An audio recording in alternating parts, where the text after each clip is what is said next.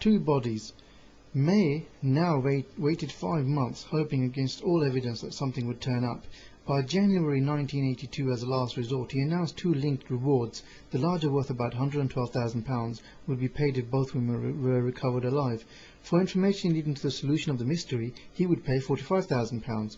12 days later, on the 27th of January 82, Domenico Panuntai, a boar hunter, found the remains of two bodies in a forest only 5 miles, 8 kilometers from where the car had been abandoned.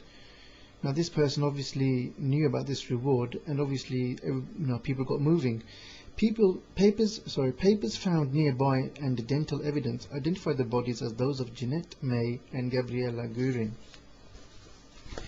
The bodies were lying on the edge of the steeply sloping wood. That of Jeanette was found between two small trees. Gabriella's was in the open about 6 feet below her.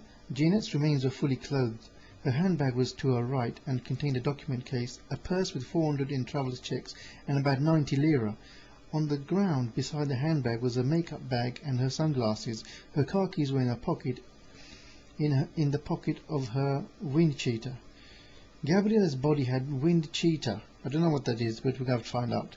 Gabriella's body had been unprotected by trees, and her outer clothes were in ruins. Her handbag stood near her body and contained the gold earrings that she normally wore, 2 necklaces, and, surprisingly, a metal fork, which was later identified as having come from a shepherd's cottage. The high heels of her boots were caked with mud, but were otherwise undamaged. Oddly, both women's watches had stopped at different dates, but both at exactly the same time, 8 minutes to 6. And obviously they both stopped at 8 minutes to 6 because of the cold. The cold was real for both watches. Fresh snowstorm. According to the Italian police, the pathologist found no evidence of foul play, and all the indications were that the women had died naturally. They issued a revised reconstruction of events, taking into account the new evidence that had come to light.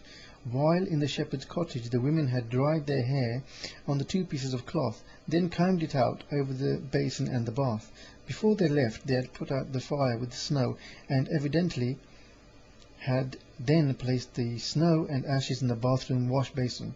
After leaving the cottage, they had come upon a signpost that indicated that the town of Acquacanani was only 5 miles, 8 kilometers away, and set off hoping to reach it. On their way they had seen the lights of Podalla, a tiny mountain village, and had headed directly for it down a winding road. A fresh snowstorm had forced them off the road. They had stumbled over the rocks and through ravines until, exhausted, they had stopped to rest and had died on the spot where their bodies were found. This accidental death theory, convenient though it is riddled with contradictions. The couple was supposed to have gone up the mountain that night on a pleasure trip, yet Gabriella was known to have an obsessive fear of mountains, driving and the dark, a fear that was intensified by the circumstances of her husband's death. It is difficult to believe that she would have gone up the mountain that night for pleasure. The women were supposed to have left their car after being trapped in the snowstorm, but the examination of the car conducted by the police themselves showed that it had been parked before the snowstorm began. They broke into the cottage, say the police, and spent perhaps 2 days there. But in 2 days, 2 women could hardly have burnt such an immense amount of wood. They dried their hair on 2 pieces of cloth. But would 2 fastidious women have used filthy pieces of cloth for this purpose, and when they could have dried their hair before the fire? The women were believed to have put out the fire with the snow and then carried the snow to the ashes, the basin in the bathroom, but it is difficult to put out fire with snow and then carry away the snow and ashes. And why carry the mess to the basin rather than throw it outside?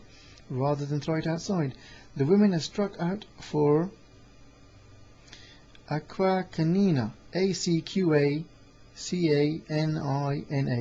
The police theory went, but they could not have seen the signposts without walking about 200 yards on from cottage through snow more than 6 feet deep.